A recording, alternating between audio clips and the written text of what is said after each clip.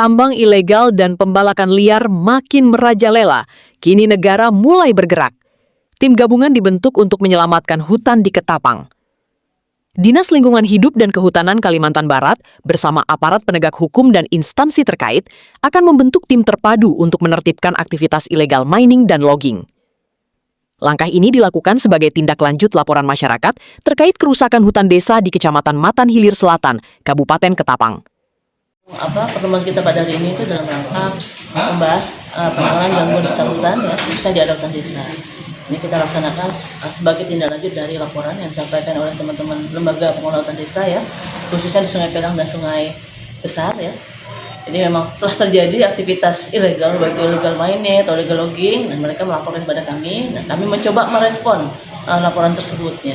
Nah, pada pertemuan ini kita mengundang para pihak ya, khususnya baik itu dari unsur pusat, dari dan kabupaten ya, juga teman mitra ya. Bagaimana kita memformulasikan suatu strategi ya dalam rangka kita mengurangi atau bahkan menghentikan aktivitas ilegal yang sudah terjadi selama ini ya. Ini sudah berpuluh-puluh tahun terjadi ya. Jadi memang tidak mudah untuk menghentikannya, tapi perlu kita inisiasi ya. Nah, dari pertemuan hari ini kita menyepakati beberapa hal ya, ada strategi jangka panjang dan jangka pendek.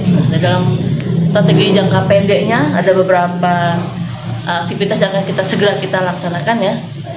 Yang pertama terkait dengan kita melakukan patroli gabungan.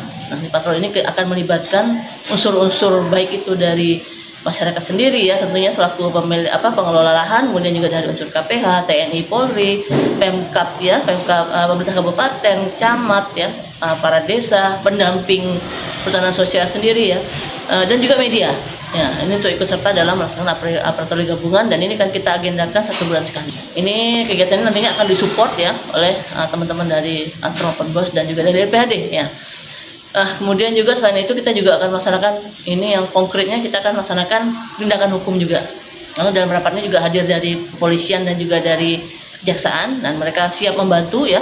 Terkait mekanismenya nanti akan diatur lebih lanjut ya, bagaimana prosedurnya ya untuk penanganan tindakan hukum, karena memang tadi berdasarkan paparan yang disampaikan oleh teman-teman hutan desa bahwa memang sudah ada bukti. Nah, jadi buktinya itu sudah ada bukti tindak pidananya, baik itu berupa bukti dampak kerusakan lingkungan maupun tadi adanya alat-alat tadi yang beroperasi di dalam kawasan hutan ya, berupa ekskavator, dompeng dan sebagainya. Kemudian strategi jangka pendek berikutnya adalah kita akan melakukan audiensi kepada Pak Bupati ya, untuk mendapatkan dukungan terkait penanganan gangguan kerusakan hutan ini. Jadi memang kerusakan hutan ini, hutan mungkin merupakan kewenangan provinsi atau pusat ya, tapi kalau kita bicara masyarakat yang terdampak, ini juga merupakan binaan dari pemerintah kabupaten. Jadi kita mohon juga sebagai Pak Bupati selaku pemilik pengawas wilayah ya, untuk bisa memberikan dukungan, dan ini nanti tim terpadu ini ya akan berupa tim multi unsur ya, jadi semua pihak akan terlibat. Kita harapkan nanti Bupati akan mendukung tentunya. Kemudian juga dalam waktu dekat kita akan melaksanakan penanaman serentak ya.